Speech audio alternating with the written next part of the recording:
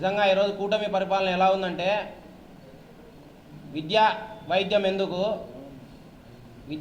ఎందుకు మద్యం ఉంది తాగు ఫుల్లుగా అన్నట్లుంది. అంటే ఇవాళ కడప నగరంలో గతంలో 2019 నుంచి 2024లో మా ప్రభుత్వం అధికారంలో ఉన్నప్పుడు కడప నగరంలో ఉన్న మద్యం షాపులు అవి కూడా ప్రభుత్వం ఆధ్వర్యంలో నిర్వహించడం జరిగింది. కేవలం 5 మద్యం షాపులే అప్పుడు ఉండడం జరిగింది. ఎలాంటి పర్మిట్ రూములు కానీ ఎలాంటి బెల్ట్ షాపులు కానీ లేవు. అలాగే బార్లు కూడా 5-6 బార్లకు మాత్రమే పర్మిషన్ ఇవ్వడం జరిగింది. ఇప్పటి కూటమి ప్రభుత్వంలో ఏకంగా 1 కాదు 2 కాదు 25 మద్యం షాపులు కడప నగరంలో వెలిశాయి. అదొక్కటే కాకుండా వాటికి తోడు పర్మిట్ రూములు, అది చాలా అన్నట్టు మళ్ళా బార్లు సుమారు 10-15 బార్లు కూడా రావడం జరిగింది.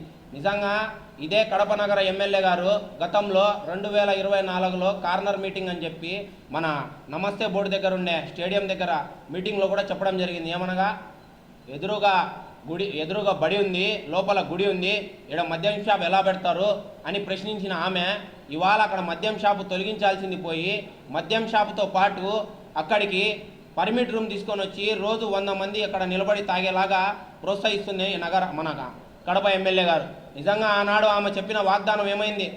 ఆనాడు 2024 ఎలక్షన్ మేనిఫెస్టోలో కూడా ఆమె పెట్టడం జరిగింది కార్నర్ మీటింగ్లో మద్యం షాపును తొలగిస్తా అని చెప్పి. కానీ ఈరోజు ఇదే మద్యం షాపుల్ని నగర ఎమ్మెల్యే గారు ఎంకరేజ్ చేయడం జరిగింది. ఇదొక్కటే చాలదన్నట్టు రాజు పార్కు మార్గంలో దాదాపు 9 కోట్లతో మా ఎమ్మెల్యే మా మేయర్ గారి అప్పటి హయాంలో 9 కోట్లతో రాజు పార్కుని అలాగే అక్కడ ఉన్న రోడ్డుని రాజు మార్కుల అభివృద్ధి చేస్తే ఆ రోడ్డులో ఎంతోమంది పిల్లలు పెద్దలు అలాగే ఆడవాళ్ళు అక్కడ సుందరీకరణ చేసి అక్కడ అందంగా పొద్దున రాత్రి వాళ్ళు అక్కడ వాకింగ్ చేసుకునే దానికి బాగుంటుంది అని ఆహ్లాదకరంగా మేము చేస్తే అక్కడికి కూడా ఇప్పుడు కడప నగర ఎమ్మెల్యే గారు అయినటువంటి మాధవిరెడ్డి గారు ఒక వైన్ షాప్ తీసుకురావడం జరిగింది. నిజంగా ఆ వైన్ షాప్ పక్కనే ఒక హాస్టల్ ఉంది, రెడ్డి హాస్టల్ అని, దాదాపు 25 సంవత్సరాల నుంచి.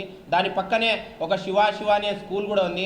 అంటే నగర ఎమ్మెల్యే గారికి స్కూళ్ళు ఉన్నా, పక్కన కుటుంబాలు నివసిస్తున్నా, పక్కన లేడీస్ హాస్టల్ ఉన్నా కూడా పట్టించుకోకుండా ఏ విధంగా మద్యం షాపుని ఎంకరేజ్ చేస్తుందో మీరందరూ మీడియా ముఖంగా నేను ప్రశ్నిస్తున్నానామని.